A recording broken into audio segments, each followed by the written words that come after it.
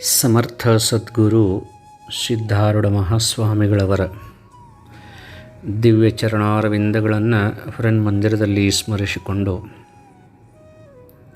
ಮನೋಜವಂ ಮಾರುತ ತುಲ್ಯವೇಗಂ ಜಿತೇಂದ್ರಿಯಂ ಬುದ್ಧಿಮತಾಂ ವರಿಷ್ಠಂ ವಾತಾತ್ಮಜಂ ವಾನರ ಯೋಧಮುಖ್ಯಂ ಶ್ರೀರಾಮದೂತಂ ಶರಣಂ ಪ್ರಪದ್ಯೆ ಅಂಥೇಳಿ ಆಂಜನೇಯನನ್ನು ಕುರಿತು ಹನುಮಂತ ದೇವರನ್ನು ಕುರಿತು ವಿಶೇಷವಾಗಿ ಸ್ತುತಿಗೈದರು. ಹನುಮಂತ ದೇವರು ಶ್ರೀರಾಮಚಂದ್ರನ ಪರಮ ಬಂಟನಾಗಿ, ಶ್ರೀರಾಮನ ಆಸರಿಯಾಗಿ, ಚಿರಂಜೀವಿಯಾಗಿ ಉಳಿದಿರುವಂತಹ ಅವತಾರ ಪುರುಷರು. ಒಂದು ಪ್ರಸಂಗದೊಳಗೆ ಇಲ್ಲಿ ವಿವರಣೆ ಮಾಡ್ತಾರೆ. ಏನಂದ್ರೆ, ಯಾವಾಗ ಮಹಾವಿಷ್ಣು ಶ್ರೀರಾಮನಾಗಿ ಭೂಮಿ ಮೇಲೆ ಅವತಾರವನ್ನು ಎತ್ತಾನಂತ ಗೊತ್ತಾತು, ಕೈಲಾಸಪತಿಯಾದಂಥ ಪರಮೇಶ್ವರನಿಗೆ ಸ್ವತಃ ಪರಮೇಶ್ವರ ಕೈಲಾಸವನ್ನು ತೊರೆದು ಭೂಮಿಗೆ ಅವತಾರ ಎತ್ತಬೇಕಂತ ಸಂಕಲ್ಪ ಮಾಡಿದಂಥ. ಯಾಕಂದ್ರೆ ಈ ಒಂದು ರಾಮನ ಅವತಾರ ಐತಲ್ಲ, ಅದು ಅತ್ಯಂತ ವಿಶೇಷ ಐತಿ. ಕೈಲಾಸದೊಳಗೆ ಕುಳಿತು ರಾಮನಾಮವನ್ನು ಜಪ ಮಾಡುವಂಥ ನಾನು ಆ ಪ್ರತ್ಯಕ್ಷ ರಾಮನ ಸೇವಾ ಮಾಡಬೇಕಂಥೇಳಿ ಕೈಲಾಸಪತಿಯಾದಂಥ ಶಂಕರನ ಮನುಷ್ಯನೊಳಗನ ಬಂದಿತ್ತು ಅಂತ ಹೇಳ್ತಾರೆ. ಆ ಕೈಲಾಸಪತಿಯಾದಂಥ ಶಂಕರನ ಮಾರುತಿ ದೇವರಾಗಿ ಕೇಸರಿ ಅಂಜನಿ ನಂದನನಾಗಿ ಜನ್ಮ ತಾಳಿದ ಅಂತ ಹೇಳ್ತಾರೆ. ಯಾವಾಗ ಪರಮಾತ್ಮ ಭೂಮಿಗೆ ಇಳಿತಿದ್ದ, ಪಾರ್ವತಿ ದೇವಿ ಹೇಳ್ತಿದ್ಲಂತ, ನನ್ನನ್ನೂ ನಿನ್ನ ಜೊತೆ ಕರ್ಕೊಂಡು ಹೋಗು ಅಂಥೇಳಿ ಆವಾಗ ನನ್ನ ರಾಮನ ಸೇವೆ ಮಾಡುವಾಗ ನನಗೆ ಯಾರೂ ಬೇಡ, ನಾ ಬ್ರಹ್ಮಚಾರಿಯಾಗಿ ಉಳಿತೇನಂತ ಪರಮಾತ್ಮ ಹೇಳಿದ್ದಂತ. ಆವಾಗ ಆ ಪರಮಾತ್ಮನ ಒಂದು ಸೇವೆಯಿಂದ ವಂಚಿತಳಾಗಬಾರ್ದು ಅಂಥೇಳಿ ಹನುಮಂತ ದೇವರದೇನು ಬಾಲಿತ್ತು, ಆ ಬಾಲದ ಚುಂಗಿನೊಳಗನ ಪಾರ್ವತಿ ದೇವಿ ವಾಸಿಸ್ತಿದ್ದಳು ಅಂತ ಹೇಳ್ತಾರೆ. ಅಂದ್ರೆ ಶಂಕರನ ಪರಾವತಾರನ, ಪರಮೇಶ್ವರನ ಅವತಾರನ ಈ ಆಂಜನೇಯ. ಅಂಜನಾದ್ರಿ ಪರ್ವತ ಕರ್ನಾಟಕದಲ್ಲಿ ಇದ್ದಿದ್ದು ಎಷ್ಟು ಒಂದು ಹೆಮ್ಮೆಯ ವಿಷಯ ಅಂತ. ಅಂಜನಾದೇವಿಯ ವರಪುತ್ರನಾಗಿ ಕೇಸರಿ ನಂದನನಾಗಿ ಜನ್ಮವನ್ನು ತಾಳಿದಂತಹ ಮಾರುತಿ ದೇವರು ಪೂರ್ವ ಸಂಕಲ್ಪ ಹೆಂಗಿರ್ತೈತೆ ನೋಡ್ರಿ. ಹಾಗಾಗಿ ಶಾಂತೇಶ ನಮಸ್ತುಭ್ಯಂ ಶಾಂತಪುರ ನಿವಾಸಿನಿ ಸರ್ವಪೀಡಾ ನಿವೃತ್ತಿಂಚ ಭಕ್ತಾನಾಂ ಅಭಯಂ ಕುರುಹು ಅಂಥೇಳಿ ಸಾತೇನಹಳ್ಳಿಯ ಶಾಂತೇಶನನ್ನು ಅಂದ್ರೆ ಹನುಮಂತ ದೇವರನ್ನು ಪ್ರಾರ್ಥನೆ ಮಾಡ್ತಾರೆ. ಭಕ್ತರಿಗೆ ಅಭಯವನ್ನು ನೀಡಿ ಭಕ್ತರ ಒಂದು ಜೀವನವನ್ನು ಶಾಂತಮಯವನ್ನಾಗಿ ಮಾಡುವಂಥ ಹನುಮಂತ ದೇವರು ಅಂತದರ ಅರ್ಥ. ಹನುಮಂತ ದೇವರು ಅದೆಷ್ಟು ಭಕ್ತಿಯಿಂದ ರಾಮನ ಒಂದು ಸೇವೆಯನ್ನು ಮಾಡಿದರು. ಹನುಮಂತ ದೇವರ ಒಂದು ಶಕ್ತಿ ಎಷ್ಟಿತ್ತು, ಒಂದ ನೆಗೆತವನ್ನು ನೆಗೆದು ಇಡೀ ಸಮುದ್ರವನ್ನು ದಾಟಿದರು. ತಮ್ಮ ಎಡಗೈಯೊಳಗೆ ಹನುಮಂತ ದೇವರು ಸಂಜೀವಿನಿ ಪರ್ವತವನ್ನು ಎತ್ತಿದರು. ಯಾವ ರಾವಣ ದೇವಾನುದೇವತೆಗಳನ್ನು ಬಂಧಿಸಿದ್ದ, ನವಗ್ರಹಗಳನ್ನು ತನ್ನ ಮೆಟ್ಟಿಲನ್ನಾಗಿ ಮಾಡಿಕೊಂಡಿದ್ದ, ಅಂತಹ ರಾವಣನ ಬಂಗಾರದ ಅರಮನೆಗೆ ಬೆಂಕಿಯನ್ನು ಹಚ್ಚಿದಂತಹ ಭೂಪ ಮತ್ಯಾರೂ ಅಲ್ಲ, ಆ ಹನುಮಂತ ದೇವರು. ಎಷ್ಟೊಂದು ಭಕ್ತಿಯಿಂದ ರಾಮನ ಸೇವೆಯನ್ನು ಮಾಡಿದ ಹನುಮಂತ ದೇವರು. ಮನಸ್ಸು ಮಾಡಿದರೆ ಅಶೋಕವನದಲ್ಲಿ ಇರುವಂತಹ ಸೀತಾಮಾತೆಯನ್ನು ತನ್ನ ಹೆಗಲ ಮೇಲೆ ಕುಂಡ್ರಿಸ್ಕೊಂಡು ಹೋಗಬಹುದಿತ್ತು. ಆದರೆ ಜಗತ್ತಿನ ನಿಯಮವನ್ನು ಪಾಲಿಸಬೇಕಂತ ಹೇಳಿ ತಿಳ್ಕೊಂಡು ಸೀತೆಗೆ ರಾಮಮುದ್ರೆಯನ್ನು ಕೊಟ್ಟು ಸೀತೆಯಿಂದ ಕುರುಹನ್ನು ತೆಗೆದುಕೊಂಡು ಹೋಗಿ ರಾಮನಿಗೆ ಕೊಟ್ಟಂಥ ಪುಣ್ಯಾತ್ಮರಂದ್ರೆ ಈ ಹನುಮಂತ ದೇವರು. ಹನುಮಂತ ದೇವರ ಒಂದು ಭಕ್ತಿಗೆ ಮೆಚ್ಚಿದಂಥ ರಾಮದೇವರು ಕೊರಳಲ್ಲಿ ಹಾಕಿದ ಮುತ್ತಿನ ಹಾರವನ್ನು ಕಡಿದು ನೋಡ್ತಿದ್ರು. ಹಿಂಗ್ಯಾಕೆ ಕಡಿತಿ ಅಂತ ಕೇಳಿದಾಗ, ನನ್ನ ಹೃದಯದಲ್ಲಿ ಇದ್ದಂಗೆ, ನನ್ನ ಎದೆಯಲ್ಲಿ ಇದ್ದಂಗೆ ಈ ಮುತ್ತುಗಳಲ್ಲಿಯೂ ನನ್ನ ರಾಮಪ್ರಭು ಅದಾನು ಇಲ್ಲೋ ನೋಡಾಕತ್ತೀನಿ ಅಂತ ಹೇಳಿದ್ರಂತ. ಹಂಗಾರೆ ನಿನ್ನ ಎದೆಯೊಳಗೆ ಹೆಂಗೆ ಅದನ್ನು ತೋರಿಸು ರಾಮ ಅಂತ ಹೇಳಿದಾಗ, ತನ್ನ ಎದೆಯನ್ನು ಸೀಳಿ ಆ ಹೃದಯದಲ್ಲಿ ಎದೆಯಲ್ಲಿ ರಾಮಚಂದ್ರನನ್ನು ತೋರಿಸಿದಂಥ ಪರಮ ಭಕ್ತ ಹನುಮಂತ ದೇವರು. ಇಂತಹ ಹನುಮಂತ ದೇವರನ್ನು ದಿನಕ್ಕೆ ಒಂದು ಸಾರಿಯಾದರೂ ಸ್ಮರಣೆ ಮಾಡಿದರೆ ಯಾವ ಕೆಟ್ಟ ದೃಷ್ಟಿಗಳು ನಮ್ಮ ಮೇಲೆ ಬೀಳೋದಿಲ್ಲ. ಅದಕ್ಕೆ ಪವಿತ್ರವಾದಂಥ ಹನುಮ ಜಯಂತಿ. ಈ ಹನುಮ ಜಯಂತಿಯ ಶುಭಾಶಯಗಳನ್ನು ತಮ್ಮೆಲ್ಲರಿಗೂ ಕೋರಿ, ಯಾವ ರೀತಿ ಹನುಮಂತ ದೇವರು ನಿಷ್ಠೆಯಿಂದ ತನ್ನ ದೇವರ ಸೇವೆಯನ್ನು ಮಾಡಿದರು, ಯಾವ ರೀತಿ ಹನುಮಂತ ದೇವರು ಬ್ರಹ್ಮಚರ್ಯವನ್ನು ಪಾಲಿಸಿದರು, ಯಾವ ರೀತಿ ಹನುಮಂತ ದೇವರು ತಮ್ಮ ಒಂದು ಸೇವೆಯನ್ನು ತನ್ನ ಗುರುವಿಗಾಗಿ ಮೀಸಲಿಟ್ಟರು, ಅಂತಹ ಗುಣಗಳನ್ನು ನಮ್ಮ ಜೀವನದೊಳಗೆ ಅಳವಡಿಸಿಕೊಳ್ಳೋದನ್ನು ನಿಜವಾದ ಹನುಮ ಜಯಂತಿಯ ಆಚರಣೆ ಅಂತ ನನಗನ್ನಿಸ್ತೈತಿ. ಈ ಒಂದು ಹನುಮ ಜಯಂತಿ ಧವನದ ಹುಣ್ಣಿಮೆ. ಈ ಹುಣ್ಣಿಮೆಯ ದಿವಸ ಧಾರವಾಡದ ಕಮಲಾಪುರದಲ್ಲಿ ನೆಲೆಗೊಂಡಿರುವಂತಹ ಪರಮಪೂಜ್ಯ ಶ್ರೋತ್ರಿಯ ಬ್ರಹ್ಮನಿಷ್ಠ ಸದ್ಗುರು ಶ್ರೀ ಪತ್ರೇಶ್ವರ ಮಹಾರಾಜರ ಒಂದು ಜಾತ್ರಾ ಮಹೋತ್ಸವನೂ ಸಹಿತ ಈ ಪವಿತ್ರವಾದಂತಹ ಹನುಮ ಜಯಂತಿಯ ದಿವಸ ನಡೀತೈತಿ. ಪತ್ರೇಶ್ವರ ಮಹಾರಾಜರ ಒಂದು ಜೀವನ ಚರಿತ್ರವನ್ನು ಅವಲೋಕನ ಮಾಡ್ಕೋತ ಹೋದರೆ, ಪತ್ರೇಶ್ವರ ಮಹಾರಾಜರು ಎಂತಹ ತಪಸ್ವಿಗಳು, ಪತ್ರೇಶ್ವರ ಮಹಾರಾಜರು ಎಂತಹ ಗುರುಭಕ್ತರು, ಪತ್ರೇಶ್ವರ ಮಹಾರಾಜರು ಎಂತಹ ಪವಾಡ ಪುರುಷರು, ಪತ್ರೇಶ್ವರ ಮಹಾರಾಜರು ಎಂತಹ ಭಕ್ತರ ಮೇಲೆ ಕರುಣೆಯನ್ನು ಉಳ್ಳಂತಹ ಗುರುಗಳಂತೇಳಿಕಾರ ನಮ್ಮೆಲ್ಲರಿಗೂ ಸಹಿತ ಸ್ಪಷ್ಟವಾಗಿ ಗೊತ್ತಾಗ್ತೈತಿ. ಬೆಳಗಾವಿ ಜಿಲ್ಲೆಯ ಒಳಗಿರುವಂತಹ ಬೈಲಹೊಂಗಲ ತಾಲೂಕಿನೊಳಗೆ ಬರುವಂತಹ ಬೆಳವಡಿ, ಇದು ಬಹಳ ಇತಿಹಾಸ ಪ್ರಸಿದ್ಧವಾದಂಥ ಪುಣ್ಯಗ್ರಾಮ. ಬೆಳವಡಿ ಮಲ್ಲಮ್ಮನನ್ನು ಪಡೆದಂತಹ ಪುಣ್ಯಭೂಮಿ.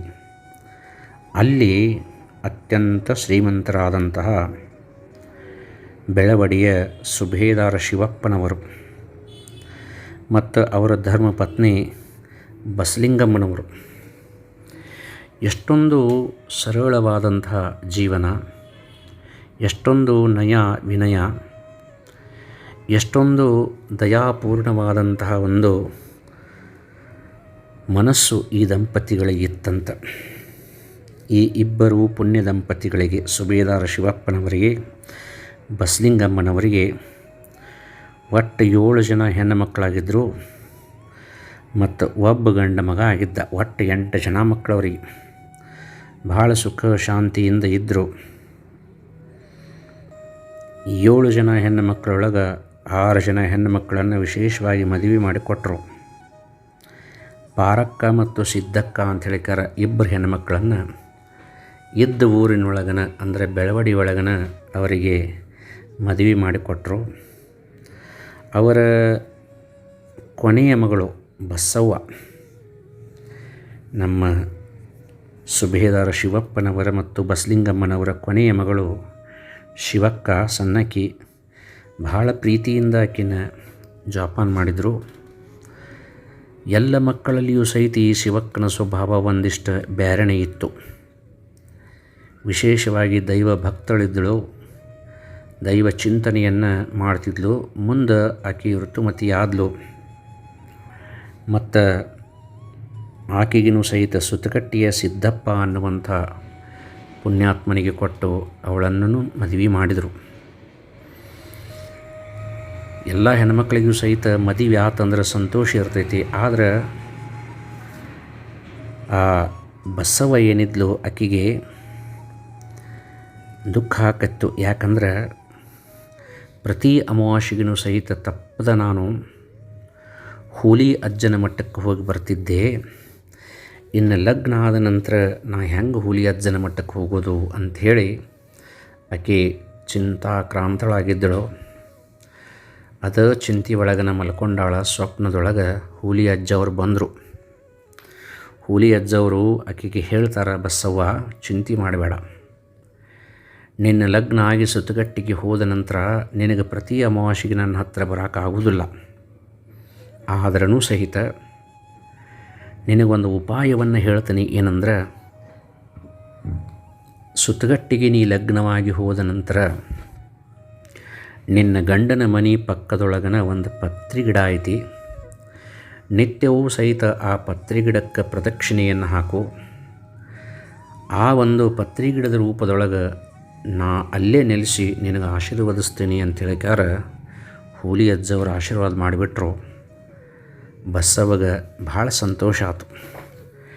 ನನ್ನ ಭಕ್ತಿಗೆ ಮೆಚ್ಚಿ ನನ್ನ ಆರಾಧ್ಯ ಗುರುದೇವರು ನಾ ಇದ್ದಲ್ಲಿನ ಬರ್ತಾರಲ್ಲ ಅಂಥೇಳಿ ಭಾಳ ಸಂತೋಷಪಟ್ಟಳು. ಪತಿದೇವರಾದಂಥ ಶಿವಪ್ಪನನ್ನು ಕೂಡಿಕೊಂಡು ಆಕೆ ಏನು ಮಾಡಿದ್ಲಂದ್ರೆ ಮುಂದೆ ಸುತ್ತಗಟ್ಟಿಗೆ ಹೋದಳು. ಭಾಳ ವಿಶೇಷವಾಗಿ ಸುತ್ತಗಟ್ಟಿಯ ಬೀಗರು ಆಕೆಯನ್ನು ಬರಮಾಡಿಕೊಂಡರು. ಮುಂದೆ ಆ ಪರಮಾತ್ಮನ ಒಂದು ಅನುಗ್ರಹದಿಂದ ಬಸವ್ವ ಗರ್ಭವತಿನೂ ಆದಳು. ಮತ್ತು ಆಕೆಗೆ ಸೀಮಂತ ಕಾರ್ಯವನ್ನು ಮಾಡಿದರು. ಒಂದು ಸಾರಿ ಗರ್ಭವತಿ ಇದ್ದಾಗ ತನ್ನ ತವರು ಮನೆಯಾದಂಥ ಬೆಳವಡಿಗೆ ಹೋಗಿದ್ಲು. ಆ ಒಂದು ಬೆಳವಡಿಯಲ್ಲಿನ ಇರುವಂಥ ತಮ್ಮ ಸಹೋದರಿ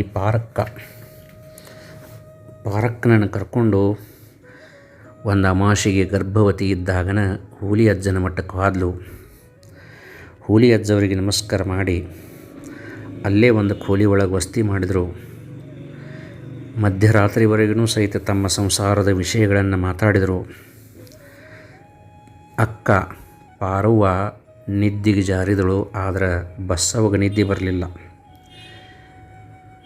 ಸ್ವಲ್ಪ ನಿದ್ದಿನ ಮಂಪರು ಬಂದಂಗಾಗೈತೆ ಅಷ್ಟ ಜಗ್ನ ಬೆಳಕು ಬಿದ್ದಂಗಾತು. ಆ ಬೆಳಕ ದೊಡ್ಡದಾಕೋತ ಒಂದು ಸಣ್ಣ ಕೂಸಾತು. ಆ ಕೂಸ ಆ ಶಿವಕ್ಕನ ಹಂತಕ್ಕೆ ಬಂದು ಶಿವವ್ವನ ಎದೆಯ ಹಾಲನ್ನು ಕುಡಿದಂಥ ಅನುಭವ ಆಯಿತು. ಮತ್ತು ಆ ಕೂಸ ಬೆಳಕಿನ ರೂಪವನ್ನು ತಾಳಿ ಮಾಯವಾಯಿತು.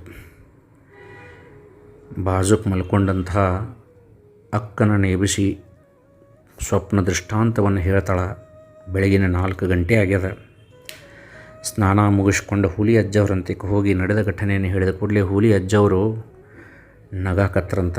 ಯಪ್ಪ ಯಾಕೆ ನಗತೀರಿ ಅಂತ ಕೇಳಿದ್ರಂತ. ಇಲ್ಲ, ನಿನ್ನ ಗರ್ಭದೊಳಗೆ ಜಗದೋದ್ಧಾರಕ ಗಂಡ ಮಗ ಹುಟ್ಟಿ ಬರ್ತಾನವ, ಅವನಿಂದ ಜಗತ್ ಕಲ್ಯಾಣವಾಗತೈತಿ ಅಂತ ಹೇಳಿಕಾರ ಹುಲಿ ಅಜ್ಜವರು ಆ ಬಸವಗೆ ಆಶೀರ್ವಾದ ಮಾಡ್ರಂತ ನೋಡ್ರಿ. ಬಸವಗೆ ಎಲ್ಲಿಲ್ಲದಂಥ ಆನಂದ, ಸಂತೋಷಪಟ್ಟಲು. ಆ ಒಂದು ಅಮಾವಾಸ್ಯೆ ಕಾರ್ಯಕ್ರಮವನ್ನು ಮುಗಿಸ್ಕೊಂಡು ನೇರವಾಗಿ ತನ್ನ ತಂದೆ ಹಂತಕ್ಕೆ ಬಂದು ತಂದೆಗೆ ಹೇಳ್ತಾಳೆ ತಾ ಕಂಡಂತಹ ಸ್ವಪ್ನವನ್ನು, ಹುಲಿ ಅಜ್ಜನವರು ಮಾಡಿದಂಥ ಆಶೀರ್ವಾದವನ್ನು. ತಂದೆಯವರಿಗೆ ಬಹಳ ಸಂತೋಷವಾಯಿತು. ಶಿವಪ್ಪನವರಿಗೆ ಅದನ್ನು ಕೇಳಿದಂಥ ಅವರ ತಾಯಿ ಬಸಲಿಂಗಮ್ಮನೂ ಸಹಿತ ಬಹಳ ಸಂತೋಷಪಟ್ಟಳು. ಮುಂದೆ 9 ಮಾಸಗಳು ಗತಿಸಿದವು. ತುಂಬು ಗರ್ಭಿಣಿಯಾದಂತಹ ಬಸವಗ ಹೆರಿಗೆ ನೋವು ಆರಂಭ ಆತು. ಸೂಲಗಿತ್ತಿ ವಿಶೇಷವಾಗಿ ಆಕೆಯ ಒಂದು ಪ್ರಸವ ಕ್ರಿಯೆಯನ್ನು ನೆರವೇರಿಸಿದಳು. ಆದರೆ ದೌರ್ಭಾಗ್ಯ ಒಂದು ಗಂಡ ಮಗುವಿಗೆ ಜನ್ಮವನ್ನು ಕೊಟ್ಟು ತಾಯಿ ಬಸವ್ವ ತನ್ನ ಪ್ರಾಣವನ್ನು ತ್ಯಾಗ ಮಾಡಿದಳು. ಆವಾಗ ತಂದೆ ತಾಯಿಗಳಿಗೆ, ಅಕ್ಕ ತಂಗಿಯರಿಗೆ ಹಿಡಿಸಲಾರದಂಥ ದುಃಖ. ಏನು ಮಾಡಿದರೂ ಗೊತ್ತಾಗಲಿಲ್ಲ. ಹೆಂಗೋ ಮಾಡಿ 3 ದಿನಗಳನ್ನು ಕಳೆದರೂ ದಿವಸ ಮುಗಿಸಿ ಆ ಮಗುವಿಗೆ ನಾಮಕರಣವನ್ನು ಮಾಡಬೇಕಂಥೇಳಿ ಎಲ್ಲರೂ ಕೂಡಿದರು. ತಂದೆಯವರಾದಂಥ ಸುಬೇದಾರ ಶಿವಪ್ಪನವರು ಏನು ಮಾಡ್ತಾರಂದ್ರೆ, ಅದೇ ಊರಿನೊಳಗಿರುವಂತಹ ತನ್ನ ಹಿರಿಯ ಮಗಳು ಪಾರವ್ವಳಿಗೆ ಆ ಮಗುವನ್ನು ಕೊಟ್ಟು, ಇಂದಿನಿಂದ ನೀನ ಈ ಮಗುವಿಗೆ ತಾಯಿ ಅಂತ ಹೇಳಿದರು. ಈ ಮಗುವಿಗೆ ಏನು ಹೆಸರಿಡಬೇಕು ಅಂತ ಹೇಳಿಕಾರ ಎಲ್ಲರೂ ವಿಚಾರ ಮಾಡ್ಕೋತ ಇದ್ದಾಗ ಆ ಒಂದು ಮಗುವಿನ ಜನನ ಹೆಂಗಾತು ಅಂತ ಹೇಳಿಕಾರ ವಿಚಾರ ಮಾಡಿದಾಗ, ಈ ಮಗು ಇವರ ತಾಯಿ ಪತ್ರಿ ಗಿಡಕ್ಕೆ ನಡ್ಕೊಂಡಿದ್ದಕ್ಕಾಗಿ ಜನ್ಮವನ್ನು ತಾಳೈತಿ. ಅದಕ್ಕಾಗಿ ಈ ಮಗುವಿಗೆ ಪತ್ರೇಶ ಅಂತ ಹೇಳಿಕಾರ ನಾಮಕರಣ ಮಾಡಿದ್ರಂತ ನೋಡ್ರಿ. ಬಾಲ್ಯದೊಳಗನ ವಿಶೇಷವಾದಂಥ ಒಂದು ತೇಜಸ್ಸಿನಿಂದ ಬೆಳೆದಂಥ ಪತ್ರೇಶ್ವರ ಮಹಾರಾಜರು, ಪಜ್ಜವರು ಬಿದಿಗೆಯ ಚಂದ್ರನಂಗೆ ಬೆಳೆಯಕತ್ತರು. ಒಂದು ಸಾರಿ ಸಾಕು ತಾಯಿಯಾದಂಥ ತನ್ನ ದೊಡ್ಡಮ್ಮ ಪಾರವ್ವ ಚಕ್ಕಡಿ ಒಳಗೆ ಉಳುವಿಯ ಜಾತ್ರೆಗೆ ಬಂದಿದ್ಲು. ಆ ಉಳುವಿಯ ಜಾತ್ರೆಗೆ ಬರುವಾಗ ಪತ್ರೇಶಜ್ಜವರನ್ನು ಕರ್ಕೊಂಡು ಬಂದಿದ್ಲು. ಅಲ್ಲೇ ಒಂದು ಕಡೆ ಬಿಡಾರವನ್ನು ಹಾಕಿದರು. ಪತ್ರೆಪಜ್ಜವರು ಉಳುವಿ ಚನ್ನಬಸವೇಶ್ವರನ ಒಂದು ದೇವಸ್ಥಾನಕ್ಕೆ ಹೋಗಿ ತಮ್ಮ ಚಕ್ಕಡಿಯ ಕಡೆ ಬರುವಾಗ ಅಲ್ಲೇ ಒಬ್ಬ ಮಹಾತ್ಮರ ದರ್ಶನವಾಯಿತು ಅವರಿಗೆ. ಅವರ ಶಾಂಡಿಲ್ಯ ಮಹಾರಾಜರು, ಕುಂಬಾರವಾಡದ ಸಾಧು ಅಂತ ಅವ್ರನ್ನ ಕರಿತಿದ್ರು. ದೊಡ್ಡ ತಪಸ್ವಿಗಳು. ಅವರನ್ನು ನೋಡಿದ ಕೂಡಲೇ ಪತ್ರೇಶ್ವರರಿಗೆ ಏನೋ ಒಂದು ಆನಂದ. ಕಬ್ಬಿಣವನ್ನು ನೋಡಿದ ಕೂಡಲೇ ಹೆಂಗೆ ಲವ್ ಚೆಂಬಕ್ಕೆ ಆಕರ್ಷಣೆ ಮಾಡ್ಕೊಳ್ತಿತ್ತು, ಹಂಗೆ ಪತ್ರೇಶ್ವರ ಅಜ್ಜವರನ್ನು ಆ ಶಾಂಡಿಲ್ಯ ಮಹಾರಾಜರ ದೃಷ್ಟಿ ಆಕರ್ಷಿಸಿತು. ಇನ್ನೂ ಅವರನ್ನು ನೋಡಬೇಕು, ಇನ್ನೂ ಅವ್ರ ಹಂತಕ್ಕೆ ಕೊಂಡಿರ್ಬೇಕನ್ನೋ ಭಾವ ಹುಟ್ಟಿತು. ಶಾಂಡಿಲ್ಯ ಮಹಾರಾಜರು ಆ ಪತ್ರೇಶ್ವರರನ್ನು ಹಂತಕ್ಕೆ ಕರೆದು ಹಿಂದಾದಂಥ ಎಲ್ಲ ಘಟನೆಗಳನ್ನು ಹೇಳಿದರು. ನೀ ಇಂಥವ್ರ ಮಗ, ನಿನ್ನ ತಾಯಿ ಹಿಂಗೆ ತೀರ್ಕೊಂಡ್ಲು, ನಿನಗೆ ಪತ್ರೇಶ್ ಅಂತ ಹೆಸರಿಟ್ಟರು ಎಲ್ಲ ಹೇಳಿದರು. ಆಶ್ಚರ್ಯ ಆತ ಪತ್ರೇಶ್ ಅಜ್ಜವರಿಗೆ. ನೋಡು, ಇನ್ನು ಮುಂದೆ ನಿನ್ನ ಯೋಗಕ್ಷೇಮವನ್ನು ನಾನು ನೋಡ್ಕೊಳ್ತೀನಿ. ನೀ ಇನ್ನು ಊರಿಗೆ ಹೋಗಬೇಡ, ಇಲ್ಲೇ ನನ್ನ ಜೊತೆ ಉಳಿಯುವೊಳಗೆ ಉಳಿ, ನಿನ್ನನ್ನು ಮಹಾತ್ಮನನ್ನಾಗಿ ಮಾಡ್ತೇನೆ ಅಂತ ಹೇಳಿಕಾರ ಶಾಂಡಿಲ್ಯ ಮಹಾರಾಜರು ಅವರಿಗೆ ಆಶೀರ್ವಾದ ಮಾಡ್ತಾರೆ. ಆವಾಗ ತನ್ನ ದೊಡ್ಡಮ್ಮನಂತಿಗೆ ಹೋಗಿ ಎಲ್ಲ ಘಟನೆಯನ್ನು ಹೇಳ್ತಾರೆ. ಪತ್ರೇಶ್ ಅವರು ಹೇಳ್ತಾರೆ. ಆವಾಗ ಪಾರವ್ವ ಶಾಂಡಿಲ್ಯ ಮಹಾರಾಜರಿಗೆ ಬಂದು ಭೇಟಿ ಅಕ್ಕಳ. ಆವಾಗ ನೋಡುವ, ನಿನ್ನ ಮಗ ನಿಮ್ಮ ಕುಲಕ್ಕಾಗಿ ಹುಟ್ಟಿಲ್ಲ, ಒಂದು ಊರಿಗೆ ಯಾಕೆ ಹುಟ್ಟಿಲ್ವಾ, ಜಗದ ಉದ್ಧಾರಕ ಅದಾನು. ಅದಕ್ಕೆ ಇವನನ್ನು ಆನಂದಕರವಾಗಿ ನೋಡಿಕೊಳ್ಳುವಂಥ ಭಾರ ನಂದೈತಿ. ಇವನನ್ನು ಇಲ್ಲೇ ಬಿಟ್ಟು ಹೋಗುವಂತ ಶಾಂಡಿಲ್ಯ ಮಹಾರಾಜರು ಹೇಳ್ತಾರೆ. ಅವರಿಗೆ ಒಪ್ಪಿ ಶಾಂಡಿಲ್ಯ ಮಹಾರಾಜರ ಹಂತೇಕನ ಪಾರವ್ವ ಅವರನ್ನು ಬಿಟ್ಟು ಹೋಗ್ತಾಳೆ. ಆವಾಗ ಜ್ಞಾನದ ಕಣಿಯಾದಂಥ ಚನ್ನಬಸವಣ್ಣ, ಹಿರಿಯರಾದಡೇನು ಕಿರಿಯರಾದಡೇನು, ಅರಿವಿಂಗೆ ಹಿರಿದು ಕಿರಿದು ಉಂಟೆ ಅಯ್ಯ, ಆದಿ ಅನಾದಿ ಇಲ್ಲದಂದು ಅಜಾಂಡ ಬ್ರಹ್ಮಾಂಡ ಪೋಟಿಗಳು, ಉದಯವಾಗದಂದು ಗುಹೇಶ್ವರ ಲಿಂಗದಲ್ಲಿ ನೀನೊಬ್ಬನೇ ಮಹಾಜ್ಞಾನಿ ಎಂಬುದ ಕನವಂದಿತ್ತು. ಚನ್ನಬಸವಣ್ಣ ಅನ್ನವರಂಗ ಚನ್ನಬಸವಣ್ಣನವರ ದೇವಸ್ಥಾನದ ಸೇವೆಯನ್ನು ಮಾಡಲಿಕ್ಕೆ ಶಾಂಡಿಲ್ಯ ಮಹಾರಾಜರು ಪತ್ರೇಶ್ ಅಜ್ಜವರನ್ನು ಹಚ್ಚಿದರು. ಬೆಳಗ್ಗೆ ಎದ್ದು ಕೂಡಲೇ ಅಭಿಷೇಕಕ್ಕೆ ಎಲ್ಲ ತಯಾರಿ ಮಾಡೋದು, ಗಂಧವನ್ನು ತೆಗೆಯೋದು, ಹೂಪತ್ರೆ ಹರಿಯೋದು, ಹಿಂಗೆ ಚನ್ನಬಸವಣ್ಣನ ಸೇವೆಯೊಳಗೆ ಅವರನ್ನು ತೊಡಗಿಸ್ತಾರೆ. ಎಷ್ಟೋ ದಿವಸ ಆದ ನಂತರ ಕುಂಬಾರವಾಡಕ್ಕೆ ಅವರನ್ನು ಕರ್ಕೊಂಡು ಹೋಗ್ತಾರೆ. ಶಾಂಡಿಲ್ಯ ಮಹಾರಾಜರ ಜೊತೆ ಗೋಕರ್ಣ ಕ್ಷೇತ್ರವನ್ನು ಸಹಿತ ಪತ್ರೆಪಜ್ಜವರು ನೋಡ್ತಾರೆ. ಮತ್ತು ನಿಬಿಡವಾದಂಥ ಅರಣ್ಯದೊಳಗೆ ಯೋಗ ಸಾಧನೆಯನ್ನು ಸಹಿತ ಮಾಡ್ತಾರೆ. ಮತ್ತೊಮ್ಮೆ ಗೋಕರ್ಣ ಕ್ಷೇತ್ರವನ್ನು ಸಹಿತ ನೋಡ್ತಾರೆ. ಅಲ್ಲಿಂದ ಶಾಂಡಿಲ್ಯ ಮಹಾರಾಜರು ಖಾನಾಪುರಕ್ಕೆ ಬರ್ತಾರೆ ನೋಡ್ರಿ. ಖಾನಾಪುರಕ್ಕೆ ಬಂದು ಅಲ್ಲಿನೂ ಸಹಿತ ಕೆಲವೊಂದು ದಿವಸ ಇದ್ದು, ಅಲ್ಲಿ ಏನಾಗಿರ್ತೈತಂದ್ರೆ ಒಬ್ಬ ಭಕ್ತನಂಗೆ ನಟಿಸಿ ಅಚ್ಯುತರಾವ್ ನಾಯಕ್ ಅಂಥೇಳಿ ತಿಳ್ಕೊಂಡು ಭಕ್ತನಂಗೆ ನಟಿಸಿ ಶಾಂಡಿಲ್ಯ ಮಹಾರಾಜರ ಕಡೆ ನನಗೆ ಭಾಳ ತೊಂದರೆ ಐತೆ ಅಂತೇಳಿದ 15,000 ರೂಪಾಯಿ ಇಸ್ಕೊತಾನ. ಆವಾಗ ಶಾಂಡಿಲ್ಯ ಮಹಾರಾಜರು ಹೇಳ್ತಾರೆ, ನಾನು ನೇಪಾಳ ಯಾತ್ರೆಗೆ ಹೋಗ್ತೇನಪ್ಪ, ನೇಪಾಳ ಯಾತ್ರೆ ಮುಗಿಸಿ ಬಂದ ಮೇಲಾದರೂ ನನ್ನ ದುಡ್ಡು ನನಗೆ ಹೊಳ್ಳಿ ಕೊಡು ಅಂತ ಹೇಳಿ ಹೋಗ್ತಾರವ್ರು. ನೇಪಾಳಕ್ಕೆ ಹೋಗಿ ಇವ್ರು ಯಾವಾಗ ಹೊಳ್ಳಿ ಬರ್ಬೇಕಂತ ತಿಳಿದು ಆ ದುಷ್ಟ ಏನು ಮಾಡ್ತಾನಂದ್ರೆ ಆ ದುಡ್ಡನ್ನು ಅವ್ರಿಗೆ ಕೊಡೋ ವಿಚಾರ ಮಾಡೋದಿಲ್ಲ. ನೇಪಾಳದಿಂದ ಗುರುಗಳು ಬಂದಿದ್ದು ಸುದ್ದಿ ಗೊತ್ತಾಗಿ ಖಾನಾಪುರದ ಆ ದುಷ್ಟಗೆ ಚಿಂತೆ ಹತ್ತೈತಿ. 15,000 ರೂಪಾಯಿ ಆವಾಗಿನ ಕಾಲಕ್ಕೆ ಹೆಂಗೆ ತರೋದಿನ ಅಂಥೇಳಿ ವಿಚಾರ ಮಾಡಿ ಒಂದು ದಿವಸ ಶಾಂಡಿಲ್ಯ ಮಹಾರಾಜರ ಹಂತಕ್ಕೆ ಬಂದು ಶಾಂಡಿಲ್ಯ ಮಹಾರಾಜರಿಗೆ ಮತ್ತು ಪತ್ರೆಪಜ್ಜವರಿಗೆ ನೀವಿಬ್ಬರು ನಾಳೆ ನಮ್ಮ ಮನೆಗೆ ಉಪಹಾರಕ್ಕೆ ಬರಬೇಕು ಅಂಥೇಳಿ ಆಮಂತ್ರಣ ಕೊಡ್ತಾನೆ. ಶಾಂಡಿಲ್ಯ ಮಹಾರಾಜರಿಗೆ ಏನು ಮಾಡ್ತಾರಂದ್ರೆ ಸಂತೋಷದಿಂದ ಅವ್ರ ಮನೆಗೆ ಹೋಗ್ತಾರೆ. ಅವರಿಗೆ ಫಲಾಹಾರವನ್ನು ಮಾಡಿಸ್ತಾನೆ. ಒಂದು ಲೋಟ ಹಾಲಿನೊಳಗೆ ವಿಷವನ್ನು ಬೆರೆಸಿ ತೊಗೊಂಡು ಬಂದು ಶಾಂಡಿಲ್ಯ ಮಹಾರಾಜರಿಗೆ ಕೊಡ್ತಾನೆ. ಅದರೊಳಗಿದ್ದಂಥ ವಿಷ ಪತ್ರೆಪಜ್ಜವ್ರಿಗೆ ಗೊತ್ತಾಗತೈತಿ. ಇನ್ನೇನು ಪತ್ರೆಪಜ್ಜವ್ರು ಎದ್ದು ಆ ಹಾಲಿನ ಗ್ಲಾಸನ್ನು ಕಸ್ಕೋಬೇಕನ್ಬಿಡ್ದ ಶಾಂಡಿಲ್ಯ ಮಹಾರಾಜರು ಹೇಳ್ತಾರೆ, ಪತ್ರೇಶ, ಹಣ್ಣು ಎಲೆ ಉದುರಬೇಕಪ್ಪ, ಹೊಸ ಎಲೆ ಚಿಗುರಬೇಕು, ಅದಕ್ಕೆ ನಿಮಿತ್ತ ಬೇಕಾಗೈತೋ.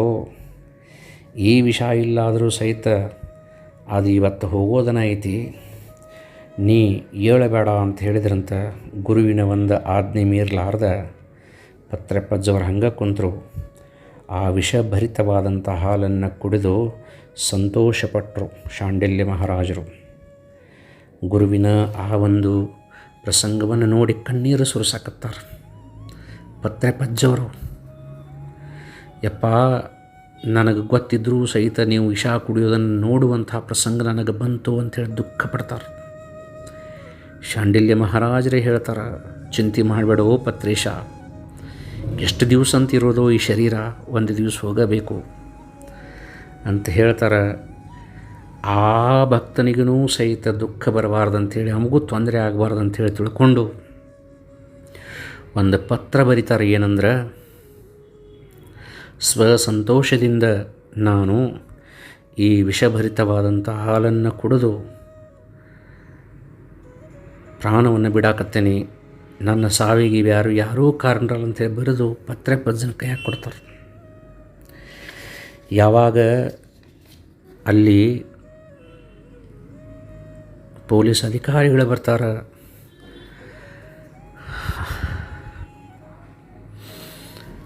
ನೋಡ್ರಿ ಎಂಥ ಮಹಾತ್ಮರನ್ನು ಸಹಿತ ಬಿಟ್ಟಿಲ್ಲ ರೀ, ಇದು ಸಮಾಜ ಬಿಟ್ಟಿಲ್ಲ, ಯಾರನ್ನೂ ಬಿಟ್ಟಿಲ್ಲ. ಅದ ದುಃಖದೊಳಗನ ಮಟ್ಟಕ್ಕೆ ಹೊಕ್ಕಾರ ಗುರು ಶಿಷ್ಯರಿಬ್ಬರು. ಪತ್ರೆಪಜ್ಜವರು ಅಪ್ಪಿಕೊಳ್ಳಕತ್ತಾರ ಶಾಂಡಿಲ್ಯ ಮಹಾರಾಜರನ್ನು. ಯಪ್ಪ, ಹಿಂಗ್ಯಾಕೆ ಮಾಡಿದ್ರಿ ಅಂತೇಳಿ, ಪತ್ರೇಶ ಚಿಂತೆ ಮಾಡಬೇಡೋ, ನಿನ್ನ ತೊಡೆ ಮೇಲೆ ತಲೆ ಇಟ್ಟು ಮಲ್ಕೊಳ್ತೇನೆ ಅಂಥೇಳಿ ಶಿಷ್ಯನ ತೊಡೆ ಮೇಲೆ ತಲೆ ಇಟ್ಟು ಮಲ್ಕೊಂಡಾರ. ಶಾಂಡಿಲ್ಯ ಮಹಾರಾಜರು ಪತ್ರೇಶ ನಾ ಹೋಗ್ತೇನಪ್ಪ ಏನಂಥೇಳಿ ತಮ್ಮ ಕೈಯಾಗಿನ ಉಂಗುರವನ್ನು ಪತ್ರೆ ಪಜ್ಜಗೆ ಹಾಕಿದ್ದಾರೆ. ತಮ್ಮ ಕೊರಳಾಗಿನ ರುದ್ರಾಕ್ಷಿಯನ್ನು ಪತ್ರೆ ಪಜ್ಜಗೆ ಹಾಕಿದ್ದಾರೆ. ಇನ್ನು ಮುಂದೆ ನನ್ನ ಸ್ಥಾನವನ್ನು ನೀನು ನೋಡಬೇಕಪ್ಪ. ನಿಮಗೆ ಅನುಕೂಲ ಆತಂದ್ರೆ ನನ್ನ ಅಂತ್ಯಕ್ರಿಯೆಯನ್ನು ಗೋಕರ್ಣದೊಳಗಿರುವಂತಹ ಸಮುದ್ರ ದಂಡೆಯಲ್ಲಿರುವಂಥ ರಾಮ ಮಂದಿರದ ಎದುರಿಗೆ ನನ್ನ ಅಂತ್ಯಕ್ರಿಯೆಯನ್ನು ಮಾಡ್ರಿಪ್ಪ ಅಂತ ಹೇಳ್ತಾರೆ ನೋಡ್ರಿ. ಎಂತಹ ಗುರು ಶಿಷ್ಯರಂತ. ಗುರುವಿಗೆ ಕಮಂಡಲದೊಳಗಿಂದ ನೀರನ್ನು ತೆಗೆದು ಹಾಕ್ತಾರೆ. ಆವಾಗ ಶಾಂಡಿಲ್ಯ ಮಹಾರಾಜರು ಸಂತೋಷದಿಂದ ಪತ್ರೆ ಪಜ್ಜನ ನೋಡ್ಕೊತ ತಮ್ಮ ದೇಹವನ್ನು ತ್ಯಾಗ ಮಾಡ್ತಾರೆ ನೋಡ್ರಿ. ಆವಾಗ ಗುರುಗಳ ಹೇಳಿದಂಗೆ ಅವರನ್ನು ವಿಜೃಂಭಣೆಯಿಂದ ದುಃಖಭರಿತರಾಗಿ ಗೋಕರ್ಣಕ್ಕೆ ಕರ್ಕೊಂಡು ಹೋಗಿ ಪತ್ರೆ ಪಜ್ಜವರು ಅವರ ಅಂತ್ಯ ಸಂಸ್ಕಾರವನ್ನು ಮಾಡ್ತಾರೆ. ಅಲ್ಲಿಂದ ಕುಂದಾಪುರಕ್ಕೆ ಪತ್ರೆ ಪಜ್ಜವರು ತಮ್ಮ ಒಂದು ಪ್ರಯಾಣವನ್ನು ಬೆಳೆಸ್ತಾರೆ.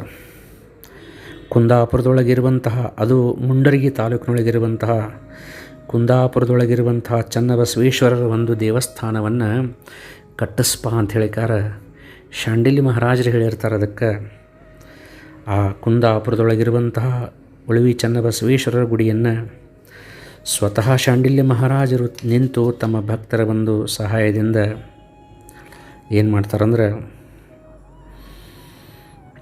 ಕರ್ಕೊಂಡು ಹೋಗ್ತಾರೆ.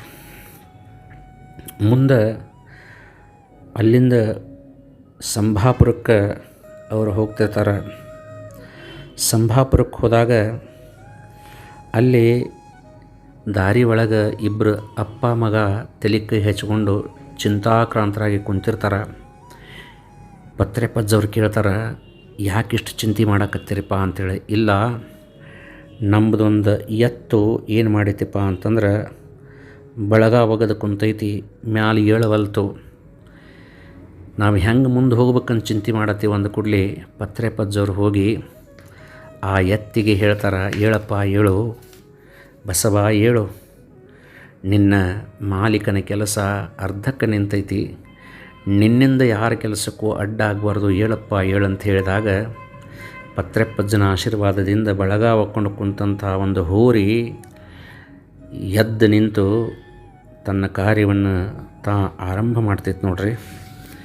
ಹಿಂಗೆ ಅನೇಕ ಲೀಲೆಗಳನ್ನು ಪತ್ರೆ ಪಜ್ಜವರು ಏನು ಮಾಡ್ತಾರಂತಂದ್ರೆ ಮಾಡ್ಕೋತ ಭಕ್ತರನ್ನು ಉದ್ಧರಿಸ್ಕೊತ ಶಾಂಡಿಲ್ಯ ಮಹಾರಾಜರ ಒಂದು ಆಶೀರ್ವಾದವನ್ನು ಪಡ್ಕೊಂಡು ದೊಡ್ಡ ಮಹಾತ್ಮರಾಗಿನ ಬೆಳೀತಾರೆ. ಒಂದು ಸಾರಿ ಏನಾಗಿರ್ತೈತಂದ್ರೆ ಶಾಂಡಿಲ್ಯ ಮಹಾರಾಜರು ಹೆಬಸೂರಿಗೆ ಹೋಗಿರ್ತಾರೆ. ಹೆಬಸೂರಿನಿಂದ ಅವರಿಗೆ ಧಾರವಾಡಕ್ಕೆ ಹೋಗ್ಬೇಕಾಗಿರ್ತೈತಿ. ಮುಂದೆ ಹೋಗ್ಬೇಕಾಗಿರ್ತೈತಿ ಹೆಬಸೂರಿನಿಂದ ನವಲಗುಂದದ ಕಡೆ. ಆವಾಗ ಬೆನ್ನಿ ಹಳ್ಳ ತುಂಬಿ ಹರಿತಿತ್ತು. ಯಪ್ಪ ಇವತ್ತು ಹೋಗಬೇಡ್ರಂದ್ರೂ ಸಹಿತ ಹೆಬಸೂರಿನಿಂದ ನವಲಗುಂದದ ಕಡೆ ಹೊಂಟು ನಿಲ್ತಾರೆ. ಬೆನ್ನಿ ಹಳ್ಳ ತುಂಬಿ ಹರಿತಿತ್ತು. ತುಂಬಿ ಹರಿಯುತ್ತಿರುವಂತಹ ಆ ಬೆನ್ನಿ ಹಳ್ಳದೊಳಗೆ ಹೋಗಿ ನಿಂತಿರ್ತಾರೆ. ಹಳ್ಳದ ಮುಂದೆ ಶಿಷ್ಯರಿಬ್ಬರು ಹೆದರ್ತಾರೆ. ಪತ್ರೆ ಪಜ್ಜವ್ರು ಹೇಳ್ತಾರೆ, ಹೆದರಬೇಡ್ರಿ, ನನ್ನ ಕೈ ಹಿಡಿರಿ ಅಂತ ಹೇಳಿಕಾರ ಅವ್ರ ಕೈ ಹಿಡ್ಕೊಂಡು ಗಂಗೆ ಅನುಗ್ರಹಿಸು, ನಿನ್ನ ಕರುಣೆ ಇರಲಿ ಅಂತ ಹೇಳಿಕಾರ ಆ ಒಂದು ಬೆನ್ನಿ ಹಳ್ಳಕ್ಕೆ ನಮಸ್ಕಾರ ಮಾಡಿ ತಮ್ಮ ಕಾಲನ್ನು ಇಡ್ತಾರೆ. ಎಷ್ಟು ಮುಂದೆ ಹೋದರೂ ಸಹಿತ ಮೊಣಕಾಲು ದಾಟಿ ಮ್ಯಾಲೆ ನೀರು ಬರಲಿಲ್ಲ. ತುಂಬಿ ಹರಿಯುತ್ತಿರುವಂಥ ಹಳ್ಳವನ್ನು ಇಬ್ಬರು ಶಿಷ್ಯರೊಡನೆ ದಾಟಿದಂಥ ಪುಣ್ಯಾತ್ಮರು ಈ ಧಾರವಾಡದ ಕಮಲಾಪುರದಲ್ಲಿರುವಂಥ ಪತ್ರೆ ಪಜ್ಜನವರು ನೋಡ್ರಿ. ಮತ್ತು ಕುಂದಾಪುರದ ಸಂಕಣ್ಣವರ ಅಡವ್ಯಪ್ಪ ಅಂತ ಹೇಳಿಕಾರ ಭಾಳ ಜಡ್ಡಿನಿಂದ ಬಳಲಾಕತ್ತಿದ್ದ ಪೂಜ್ಯ ಪತ್ರೆ ಪಜ್ಜನ ಪರಮ ಭಕ್ತನಿದ್ದ. ಅವನಿಗೆ ಏನು ಮಾಡಿದರೂ ಸಹಿತ ಆ ರೋಗದಿಂದ ಬದುಕಾಗಲಿಲ್ಲ. ಅವ ಮರಣವನ್ನು ಹೊಂದಿದ. ಆವಾಗ ಅದೇ ಸಮಯಕ್ಕನ ಅಲ್ಲಿ ಕುಂದಾಪುರದ ಸಂಕಣ್ಣವ್ರ ಅಡವ್ಯಪ್ಪನ ಮನೆ ಮುಂದೆ ಪತ್ರೆ ಪಜ್ಜವ್ರು ಹೋಗ್ತಾರೆ. ಎಲ್ಲ ಜನ ಆಕ್ರಂದನ ಮಾಡಿ ಅಳೋದನ್ನು ನೋಡಿ ಏನಾಯ್ತು ಅಂತ ಕೇಳ್ತಾರೆ.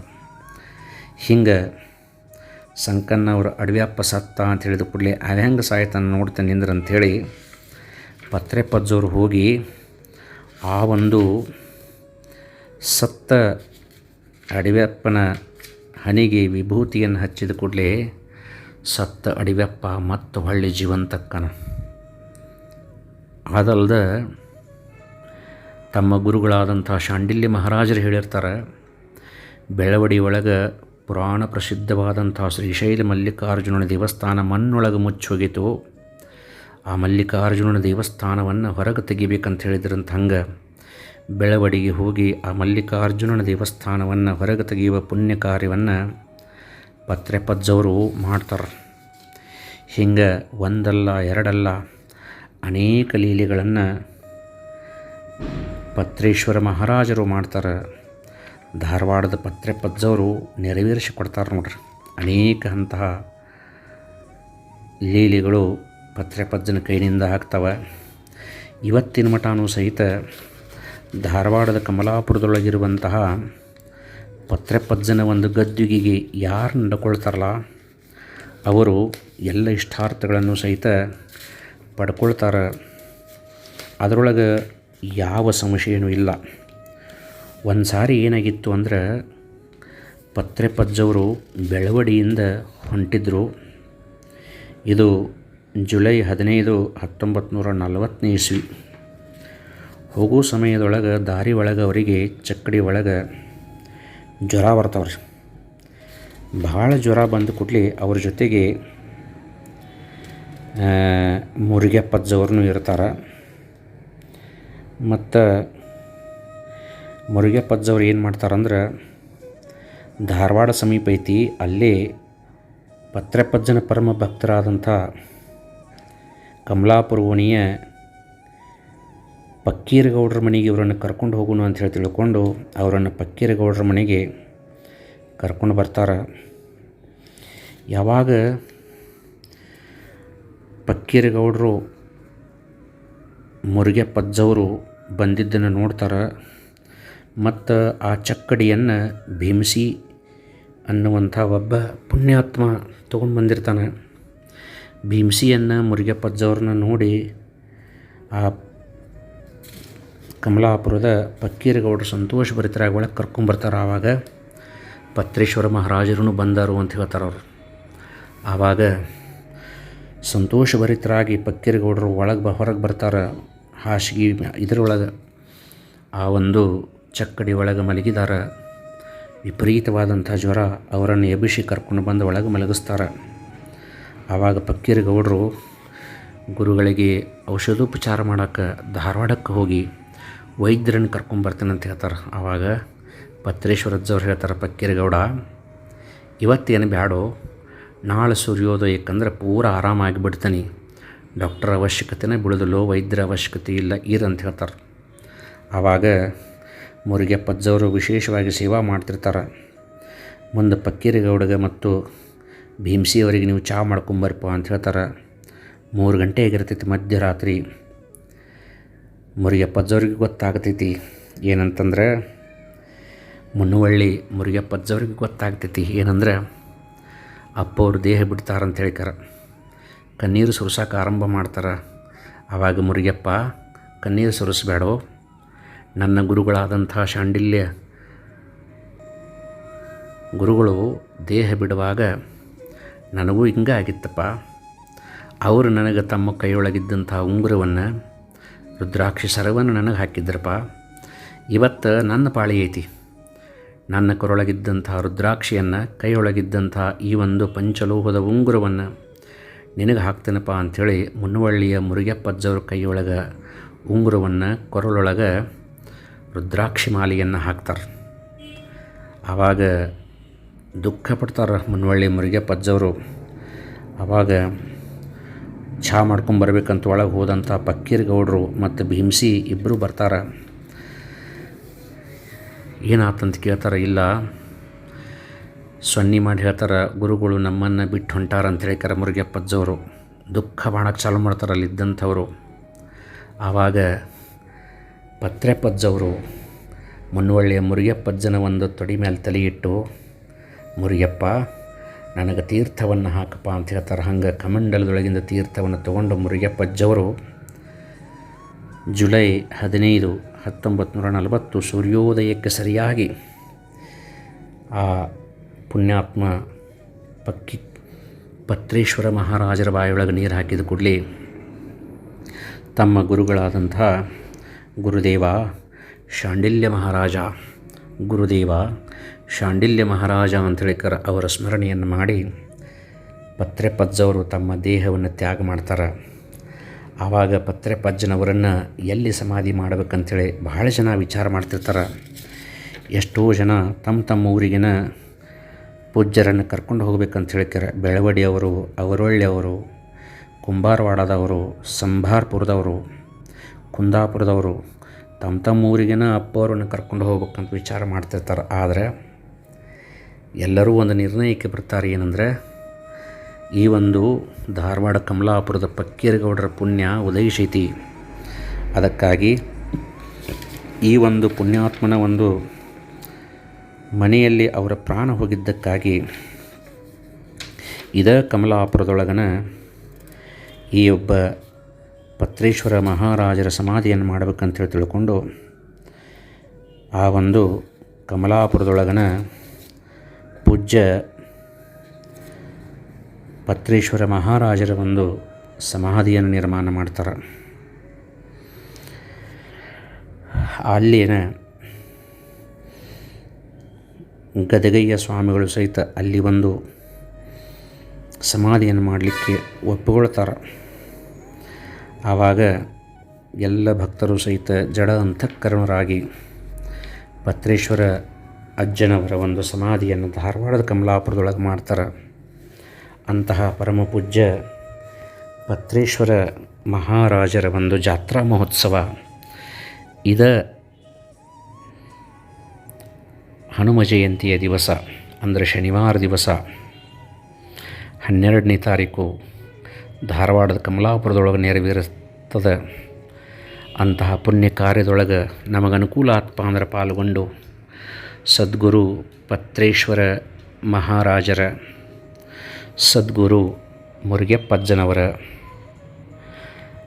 ಸದ್ಗುರು ಬಸವಣ್ಣ ಅಪ್ಪನವರ ದರ್ಶನವನ್ನು ಪಡೆದು ನಾವು ಮುಕ್ತರಾಗೋಣ.